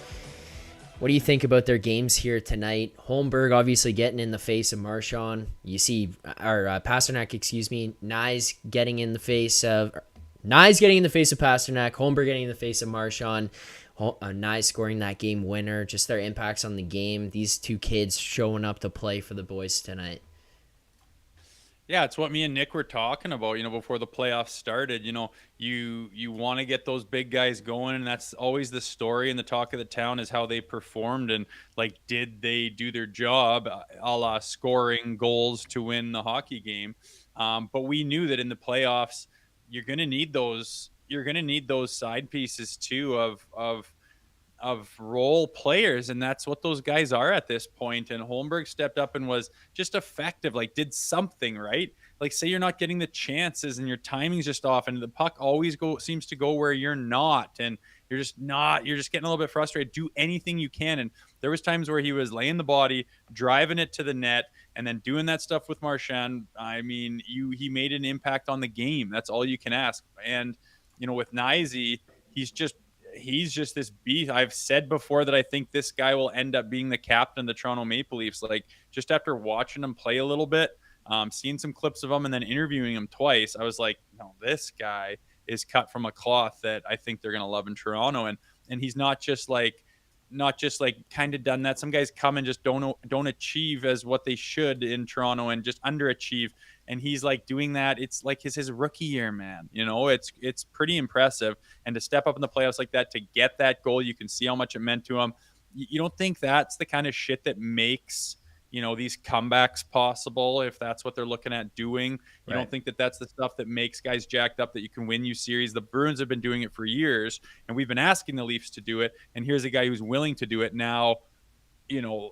Let's let it be contagious and let everyone get into it. I want to see Marner bounce off the glass, selling the monster goal. And JT, we haven't talked about him, like cutting to the net like that. That's a play you could easily chicken shit out to the outside and take it around the net and do a big old swing into the other corner looking for your perfect pass. Easily, you could have done that. He takes it to the fucking net. A guy could have been coming flying across there. He can't see. He's cutting with his shoulder with a guy right on his hip.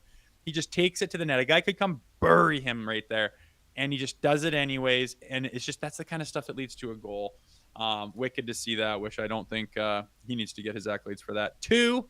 And yeah, can't say enough about those two guys. I'm in love with Nies, man. He's an unbelievable player. I'm so glad he's on our team. I don't think he's going anywhere for a long time, and he's probably only going to get better. Yeah. Nick, I don't know. You said a lot about Nies earlier on, just these young guys, their impacts on the game. It feels like this is just that opportunity for Nies to kind of step into a bigger role with this group. He seemed to play really well alongside JT and Nylander here tonight. I feel like he's just an effective player in that position, and that's just something that if he finds that groove, that this is only going to propel the Leafs in the upcoming games. I don't care who scores goals, guys. I will go to bed just singing about the offense from the regular season and the power play. 1 for 17. Like, are you fucking kidding me? Like, It's crazy you can't get one. Like, we talk about, like, I've been covering this team. I did 3 years or whatever it was doing the radio job, and then this. Like, their power play is always amazing in the regular season, Rosie. It gets to the playoffs, and it's like they're like killing momentum of the team now. Like, it's not even funny anymore, where it's like you dread that the Leafs have a power play. And remember, it's kind of ironic. Like, the whole MO of the operation for Kyle Dubas was like, well, don't fight back. Don't fight back. Kill them on the power play. They're not killing anybody on the power play. They're killing me watching the game, unfortunately. Yeah, I mean, when it's like 0 for 6 or 1 for 6 or something, people are going, what the hell's going on here? And they're 1 for 16? 17. Like, 17. Like, how does the levee not break with those guys? Like, I don't know. Like, I think I said this morning about how, like, the Flames sometimes just like a D-man will walk down Broadway and just fucking wire one. And, McCabe did that tonight, not on the power play, but like mix it up or something. Like, I'm not going to tell these guys how to do a power play, because I had my skill set, which certainly wasn't racking up points on the power play. But you would think that guys of that ilk, of that talent level, would be able to figure that out, right? And it tells me that they're gripping their sticks like crazy. It tells me that they're thinking about it, and you got to find a way to beat that, boys. You're good. You got to find a way to beat this. And if their power play was running at, like we said this morning, just like 20-something%, 28% would be fantastic. We'd just be leading the series and giddy about, everything. But it's definitely held them back, and a big reason why they're in this situation in this series. Yeah, I got one final question here before I let you guys go. We went for an hour 20 here. We have a show tomorrow. Yeah, I got CP24 at like so early here. 2 hours early. Big thing. So for full disclosure to everybody in the chat, like, Jay Rosehill is a glorified superstar now, so he's showing up on TSN Radio, Sportsnet Radio, Leafs Morning Take. He is everywhere. He's going to be on CP24. Can you drop an F-bomb on there tomorrow? Slapping things up a bit, man. Yeah. Taking a look at fucking traffic today. I know how it works in the big corporations. They're so all business too. They're like, and we got 12 seconds. Thank you. Bye. And now traffic. And I'm like, oh my God. Not so much for talking hockey. Hi guys, Matthew Nies scored last night, and I feel great about it. Is that your breakdown? I'll bring you on one day, Nick. You don't worry about it, kiddo. No, I don't do corporate hits anymore, buddy. I'm the Nation Networks now, baby, and / the NHL a bit. That's about it. I don't do It is a good gig.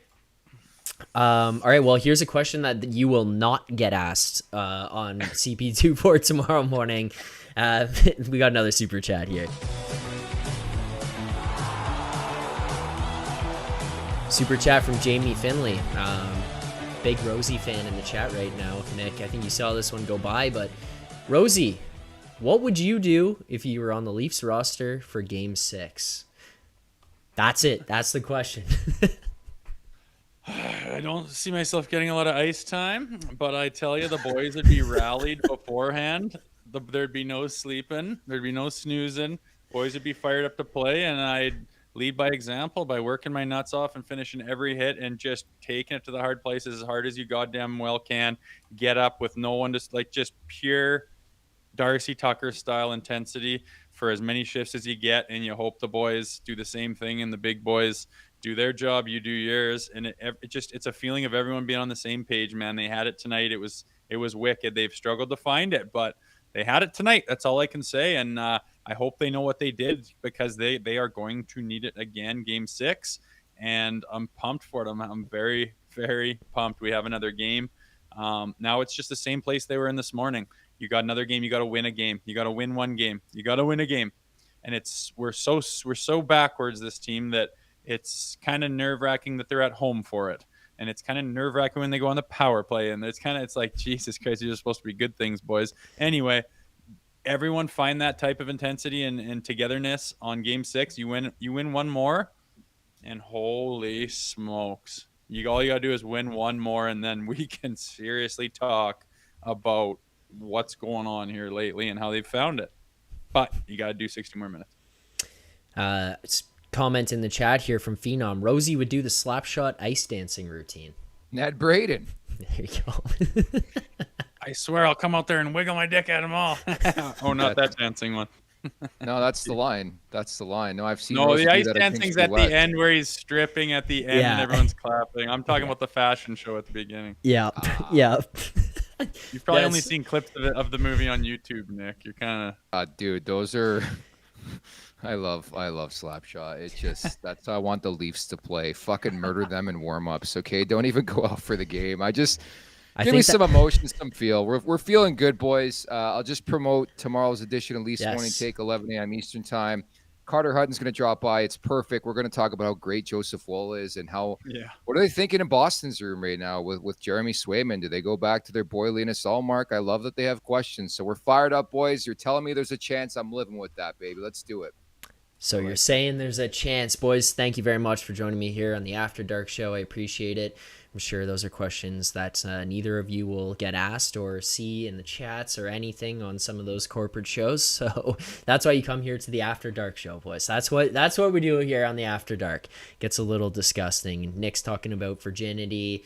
Rosie's doing ice dancing and wiggling dicks at fashion shows. So you never know who you're getting. Hey, Rosie, you think Paul Marner watched CP24? I don't know. I don't think I ripped him on it last time. Should I throw him a bone?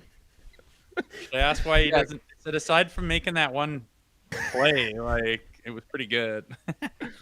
It's okay. No. We're feeling positive about this team. We'll see everybody tomorrow. You guys are great. All right. Thanks, Zach. Hey, thank you, boys. Like what you got built here, buddy, and really love how active everyone is in the chat. Bunch of good real Leafs fans that give a shit and that care and that pay attention and that are into this thing just like we are. So rock and roll, buddy. Good to have you on. Thanks for having us both on. Hopefully we didn't talk over you too much. No, not at all. I appreciate you guys taking the time. And as for superstitions and stuff, Nick, you are scheduled for Thursday. Rosie, not. You are not. Scheduled. Not scheduled. And we'll leave it at that. Gentlemen, thank you very much. Catch them tomorrow morning, 11 a.m. Eastern Time, right here for Leafs Morning Take. Thank you, boys, for doing this. Appreciate it, as always. There you go. Nick Alberga and Jay Rosehill hopping on here to help us break this one down. We appreciate them doing that. Let's get to the final stuff we got here in the chats for the super chats before we wrap this up.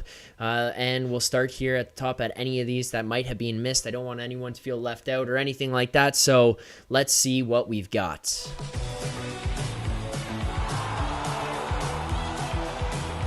Max Entius Decimus, super chat. Appreciate it. Max says, here we go. Plan the parade. Leafs in 7. Max, I appreciate the optimism. I'm not quite there yet. I'm not going to lie to you, but I do appreciate the optimism, the support that you've got going on. Michael, another super chat here. Michael says, Zach and Nick, good game. However, please remind everyone, don't have any hope the Leafs will win the next game. Boston will be storming. Bet heavy, Boston. Please bet responsibly no matter what you're doing. I appreciate the support, the comment, the super chat, but no, bet responsibly. As for what happens in the next game, let's just have some faith. Who knows? This team, why would they not push it to 7? Maximize pain. That's what they do. That's who they are. That's what this Leafs team does to us. But yeah, bet responsibly, please. Another super chat here we'll get to.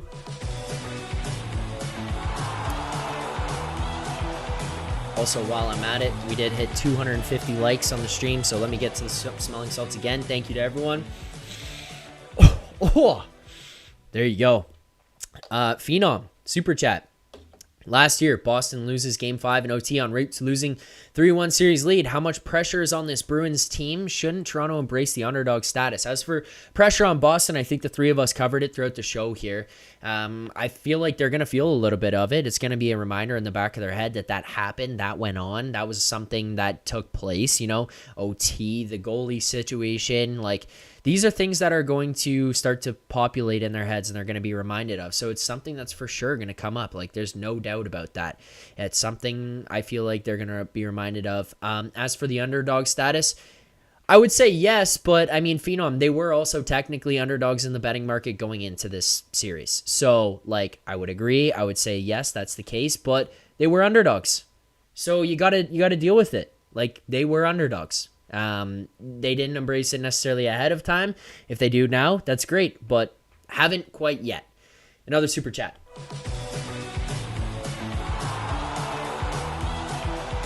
Our friend Tammy, who was flooding basements when Hutz was on, is clenching butt cheeks now. I don't think I can handle the Leafs taking it to Game 7. My butt cheeks would be clenching so much. Tammy, get prepared because the way that this team operates, we're going to 7. That's what they do. That's who they are. And it feels like 7 is inevitable. I'm not going to guarantee anything for 6, but that's just what happens with this group. I don't know. Another super chat here.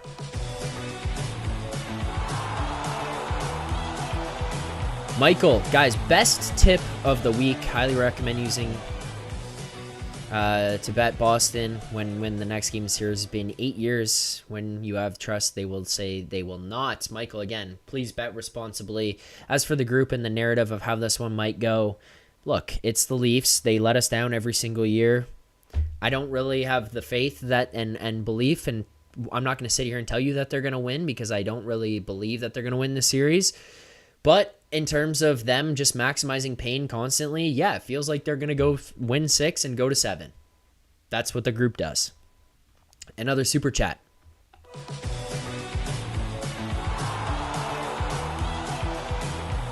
This is the After Dark show, obviously, and you guys are some sickos, respectfully, in the best way. Stephen Oliver.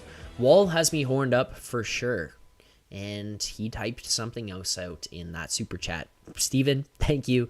I appreciate it. Another super chat we'll get to. A couple more. And also, we did hit 300 likes on the stream, so let me get to that before we do our final couple things and wrap up the show. But thank you. Ooh. There you go. 300 likes. Thank you very much. Dan, listen, my point is Swayman has a reason to shut the Leafs down. I was set to be a Leaf, and they picked someone else last minute, going to crush them. Dan, I think that's probably fair kind of thought. But I feel like in any series he goes into, it's going to be the idea of, I'm going to play the best that I can. And as for the Leafs, we've dealt with getting goalied and playing these elite goaltenders year after year after year. At some point, you got to break through and you got to find a way to score. You got to find a way to get it done. So I mean, yeah, that's a strong possibility. I would agree 100% for Swayman and maybe his motivations, but who cares? You know, like I'm not trying to diminish your point, but if you're in this Leafs locker room, who cares? Score on them, beat them, find a way, get it done. Another super chat, final super chat before we get to our final stuff. Super chat from Max Entius Decimus. Max says, they won one. Remember where we were yesterday. Yeah, I know. You only won one, but, you know, Max, it's one of those things where in the bigger picture, the overarching theme of all of this, it's something I'm going to continue to remember about this team, and it's the way that they played Saturday. And at the end of the day, that's why I basically have come to the conclusion now that I don't think they win the Stanley Cup. I agree with Nick. I don't think they beat Florida in the next round. Like, what they showed me on Saturday was so genuinely terrifying, and it was this moment of this is who you really are, and you're not going to trick me anymore because you just did it in an important game at home in an opportunity to tie the series. And that is something that's going to always push through to the front of my mind, and I'm going to sit there and think, as much as I want to believe, I don't know if I can because you hurt me in the past.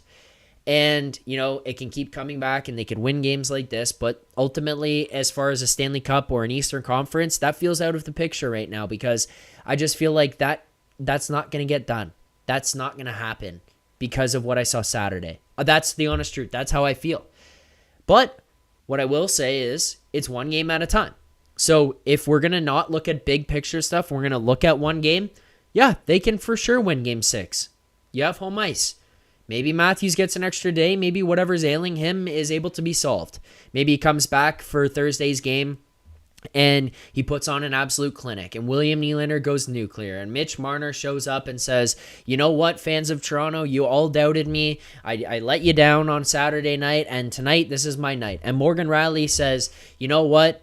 I haven't been that good. I played a good game in game 5, but I haven't been great. So I'm going to play great tonight. Like, these are things that could happen. The kids, they could all start rocking. Like, it could happen. One game at a time. As for my confidence in their ability to string things together, I don't think it's there. But do I think they can win game 6? Yeah, I do. One game at a time. That's all the super chats for tonight that we've ripped through. Thank you very much for all of those. I think we got through every super chat. I see Diz K saying it's a show, bud. He isn't going to read every one of your chats. Yeah, I can't read all of the chats. I want the show to grow as big as possible. One of the things that happens here is when the show does get that big, the normal chats that come through, I can't read every single one. I apologize, but I can't read every single one. I promise you the one thing that I will always do is read the super chats. No matter what happens, I try to answer them or ask them while the guests are on. They only have so much time, so only so many questions can be asked. Try to ask them to them and include them in the super chats, but after they've left as well, I'm still going to read all of the super chats. So if you want to send something, if you need something read, if you need something answered, you want something answered, whatever, you send it in there, I will read it. I will read the super chats at all times. So, you know, I will never end a show without reading them. Got through all of them here tonight, but yeah, I'll try my best. As Diz said though, like I can't get to all of them. So I apologize, but it is what it is. That's kind of how this works, especially as we continue to grow, which we want it to continue to grow. Okay, let's get to our final couple things here. Let's get to the first one. You guys have seen it many times if you've watched before, but we've been doing this now in the game previews. We've been talking about ways to approach betting on the games. And the best place to do that would be at Bet365. We are thrilled to welcome Bet365 as Leafs Nation After Dark sports betting partner just in time for the 2024 playoffs. We'll be here with Bet365 to provide you all the news, analysis, lines, and betting options for the playoffs. Bet365 is the largest sports betting platform globally. You can open an account with Bet365 today and use promo code TLNBonus to bet on a huge range of markets. So whatever the sport, whatever the moment, it's never ordinary at Bet365. Remember, gambling can be addictive. Please play responsibly. Eligible iGames conducted and managed by IGO are only available to those physically present in the province of Ontario. You must be 19 plus. So make sure to head on over there. Please bet responsibly. Tonight's best bet, William Nylander over 3.5 shots on goal. That's That was the bet, plus 110 on the over 3.5. Look, the thought process behind it was this. You go to a spot where you're putting Nylander in the second line. You know that some of the eyes were going to be on him because he got caught on cam yelling at Marner. So as much pressure was going to be on Mitch to show up tonight, there was going to be enough on Willie as well. He was going to have to feel that he was going to have to show up himself. And in my opinion, I thought he played a pretty decent game. He has 5 shots on goal. It clears our 3.5. We cashed the plus 110. It feels good there.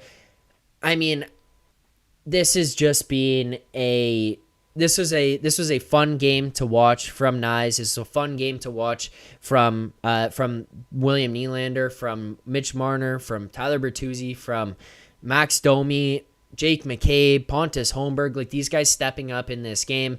Matthews is out, and you take it upon yourself to get things done. So shout out to them. But that was our best bet. We cashed that one over at Bet365. Over 3.5 shots on goal plus 110. If you're looking for more game previews, best bets, predictions, breaking down news, analysis, lineups, all of that, it's all presented by Bet365 in the game previews. So make sure to subscribe here to the channel. Turn on notifications so you get notified every time we go live, and game previews just like that one drop. You don't want to miss a thing. So make sure to head on over there. We appreciate all the support. We appreciate everyone who is hopping in and watching these and following along. So thank you very much. Let's get to the next thing here, and that will be our play of the game. All right, play of the game. It's simple. You pick what your favorite play is. What was your favorite play of the night? For me, this one is simple. I'm not overthinking this. I'm going straight up. Matthew Nies, OT winner. We talk about these guys wanting it and stepping up in the moment. Johnny T making the play to the net, driving in hard. He's going in like a power forward saying, I don't care. Takes that thing to the net with speed, with power, and he gets the puck in there. Doesn't care, like Rosie said. Is someone going to hit me? Is someone going to take me out? Am I going to get blindsided? Didn't matter. Drives the net hard. Rebound pops out. And Matthew Nies, I kid you not. I wrote in my notes, Matthew Nies becoming a playoff player right in front of our very eyes. That's what I felt there tonight. And then he goes and scores the OT winner. Like, this guy says, I'm here. I'm going to make a difference. I played some tough games. I played some games that I deserve some criticism for. But when it matters the most, when the big moment arises, I'm going to step up. That's what he did here for this Leafs team tonight. He gets it done, scores that OT winner. Honorable mention. Billy brings it up. I was kind of going to head there, but Billy said it first, so I'll give credit to Billy. Billy T in the chat. Honorable mention, Woll. Joseph Woll was a stud. I can't give it to one specific play because there was about 3 or 4 incredible saves that he made, but just the fact that the guy was calm, cool, collected, he was comfortable back there. Joseph Woll was a stud. Stud. The brick wall showed up in an elimination game, and he brought it for this team. Sends this one back to 6. That is his net now. He's a kid, hops into the net and says, I don't care. I'm doing it. I'm taking this over. And he gives this team this calm energy that says, hey, you go play your game. I got us. If he's not in there and he doesn't play this way tonight, I think the series is over. So shout out to Joseph Woll. Final thing of the night, we don't have that graphic for it here yet, but grade of the game. Send your grades in the chat. I want to know what you guys have. A, B, C, D, E, F. I don't care what you have. Send your grade in the chat. My grade for tonight is going to be an A. A. Just flat A. I was going to say A minus. I'm going with A. That's where the hesitation came from. A. It's not perfect, but Joseph Woll, stud. Jake McCabe steps up. Defense goal. Love to see that. Mitch Marner, Tyler Bertuzzi, Max Domi. First line, really good. I didn't mind what I saw from Nylander tonight. He wasn't incredible, but he was good. The concern here comes where I get knocked this one down. Special teams, 0 for 3. You got special teams. You're putting special players. They should be making special plays. They're just not getting it done in those situations. 0 for 3 here. You go to 1 and 17 on the power play this playoffs. That's just not good enough. Let's call for what it is. It's not good enough. I don't know. 0 for 3, but I'm going to go with an A. It's a road game. It's a tough building to play in, and you fought through. No Austin Matthews. It didn't matter. Did not matter. A is my grade tonight. If you haven't already, make sure to head over to nationgear.ca. Get your exclusive Bleed Blue merch. Look, the boys, we're back in. Nick's rocking his Bleed Blue merch here tonight. It's just everything. Nick's going to be back on Thursday. He's scheduled then. Rosie, not scheduled. Not scheduled. I got a haircut earlier today. My barber said, you want me to do the beard? You want me to trim that up? And I said, no. The hair, it needs to be cleaned up. We need to clean up the hair. The beard, leave it. I'm not superstitious, but I'm a little stitious. Or grow the playoff beard. Let that thing fly. Maybe on Thursday I have to go back to the barber. I don't care if he cuts a lot of hair or not, but I might have to get some more taken off just for the sake of it. It worked here tonight. Maybe it'll work again on Thursday. But we'll continue to find out. That'll do it for me here tonight on the postgame show. I appreciate everyone who's tuned in. If you haven't already, please hit that like button, subscribe here to the channel, turn on notifications, all that good stuff. You can find Nick and Rosie tomorrow morning, 11 a.m., breaking down the game, talking about everything that went on, teeing up Game 6 ahead. Thursday night in Toronto. All of that is right here. Game previews, best bets. It's right here on this channel. Everything you need for the Leafs is happening here. You got former pros hopping on, former GMs, people in the media jumping through here, myself and Nick trying to help you navigate. Probably the best producer in the business. I only say probably because I also produce as well, and I'm producing my own show. So like every now and then, I just try to give myself a pat on the back. But the best producer in the business, producer Vic. You got this team here, right here on the Leafs Nation channel. Why would you want to go anywhere else to be watching your Leafs content? This is the place to be. Morning shows, after shows, game previews. It all happens here. Thanks so much to everyone who tuned in. I appreciate you guys taking the time. I appreciate you spending your Tuesday nights with me. We're all in good spirits here now. Leafs winning Game 5 against the Boston Bruins. 2-1 in overtime with a goal from Matthew Nies. Chef's kiss. Beautiful stuff here tonight. Thank you so much to everyone who tuned in. Look forward to seeing you tomorrow morning in the chat, 11 a.m. Eastern Time. And look forward to seeing you Thursday night following another Leafs victory. Zach likes to blow his own horn, TML says. Why not? Time to time, you got to do it, brother. Why not? We'll see you guys Thursday following a Game 6 victory against the Boston Bruins. Thanks for tuning in. And as always, keep believing. For more content just like this, including game previews, post-game live shows, Leafs Morning Take, Monday through Friday with Nick Alberga and Jay Rosehill with special guests, as well as instant reaction videos. Make sure to be subscribed here to the Leafs Nation YouTube channel. Turn on notifications so you don't miss anything, and drop a like.